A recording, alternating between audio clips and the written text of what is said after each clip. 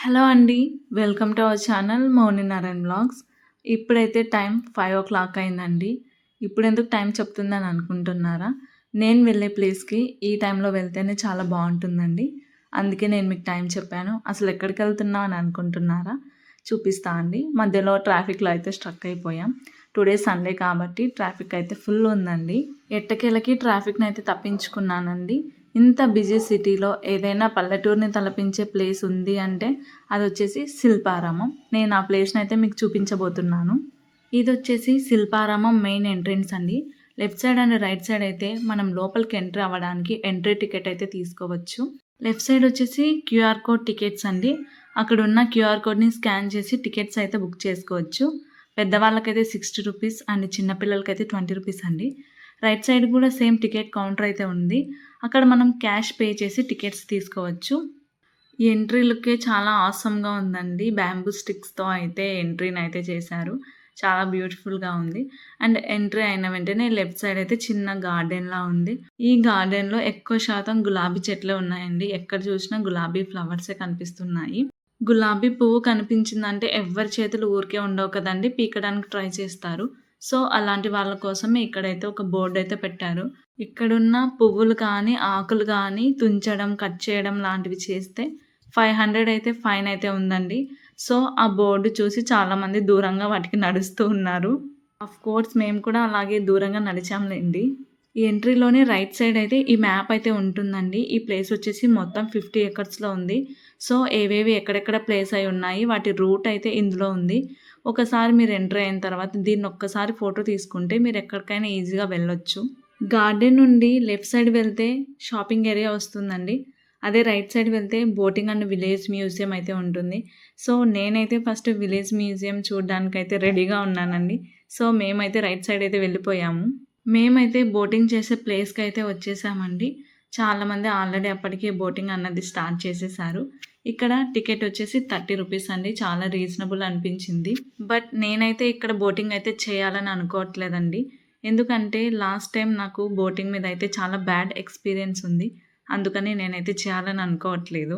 ఆ bad experience ఏంటి అంటే ఒక్కసారి బోటింగ్‌లోకి ఎంటర్ అయిన తర్వాత మనమే దాన్ని తొక్కుతూ ముందుకు తీసుకెళ్ళాలండి ఆ బోట్‌ని.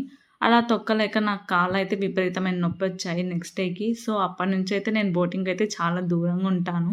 ఆ బోటింగ్ ప్లేస్ నుండి కొన్ని అడుగులు ముందుకేస్తే విలేజ్ మ్యూజియం అన్నది ఉంటుందండి. ఇక్కడ ఎంట్రీలోనే కూచిపూడి, కథక్కళి ఐడల్స్ అయితే ఉన్నాయి. వాటిలో మన ఫేస్ పెట్టేసి ఫోటోస్ అయితే దిగొచ్చు. సో, అందరూ వచ్చేసి వాటిలో ఫేస్ పెట్టేసి ఇలా అయితే ఫోటోస్ దిగుతున్నారు. చాలా హ్యాపీగా ఫీల్ అయితున్నారు. ఇక్కడ మేము కూడా కొన్ని ఫోటోస్ అయితే తీసుకొని ముందుకైతే వెళ్ళిపోయాము. ఈ ప్లేస్‌లో మనమైతే అచ్చమైన పల్లెటూరునైతే చూడొచ్చు. వాళ్ళు ఏ పనులు చేసేవాళ్ళు, ఎలా చేసేవాళ్ళు అన్నది బొమ్మలతో సహా నీట్‌గా చూపించారండి. ఇక్కడ చూడండి కొండపల్లి బొమ్మల తయారీ విధానం అట. ప్రతి ప్లేస్‌లో కూడా ఇలా ఒక ఇల్లు, వాళ్ళు చేసే పని అదంతా కూడా ఒక బోర్డ్‌లో అయితే మెన్షన్ చేశారు. చాలా అనిపించింది. ఇదైతే పల్లెటూరులో ఒక ఇల్లు అని చెప్పేసి మెన్షన్ చేశారు. అసలు ఎంత బ్యూటిఫుల్‌గా ఉందనిపించింది. అసలు పల్లెటూరులో ఉన్నట్టు అనిపించిందండి నాకైతే. నాకైతే అసలు బొమ్మల్లా అనిపించలేదండి వీళ్ళంతా గూడా. నిజంగా రియల్ మనుషుల్లా అనిపించాయి ఇవన్నీ కూడా. గ్రామంలో సంత ఎంత డిజైన్ చేశారో అండి. ఎగ్జాక్ట్‌గా మన సంతలో ఎలా ఉంటుందో అచ్చం అలానే డిజైన్ చేశారు. వే ఆఫ్ సిట్టింగ్ అంతా కూడా కూరగాయలు పెట్టుకోవడం అదంతా కూడా ఎగ్జాక్ట్ ఒక సంతలా అట్లనే ఉందండి.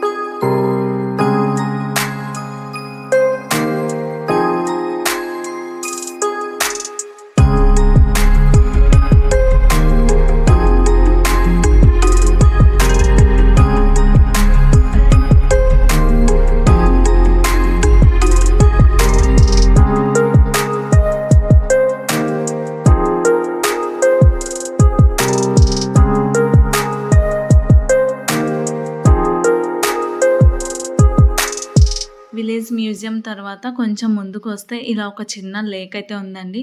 అందులో చాలా చేపలున్నాయి, టాటాయిస్‌లున్నాయి.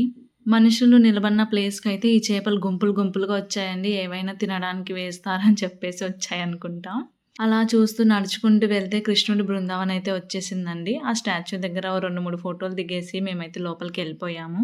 లెఫ్ట్ సైడ్ పాండ్‌లో వాటర్ ఫాల్ చాలా బావుందండి. అలానే ముందుకొస్తే కృష్ణుడి స్టాచ్యూ, ఈ రాక్స్ మీద బొమ్మలు చాలా బావున్నాయి. నైట్ టైమ్ కాబట్టి లైటింగ్ అయితే పెట్టారు. సో, అన్నీ కూడా చాలా బ్యూటిఫుల్‌గా కనిపిస్తున్నాయి. ఈ ప్లేస్‌ని డెఫినెట్‌గా ఈవినింగ్ టైమ్‌లోనే విజిట్ చేయండి. ఈ ప్లేస్ నైట్ టైమ్ అయితే లైట్స్‌తో చాలా బ్యూటిఫుల్‌గా ఉంటుంది. చూస్తున్నారు కదా! చాలా అందంగా ఉంది.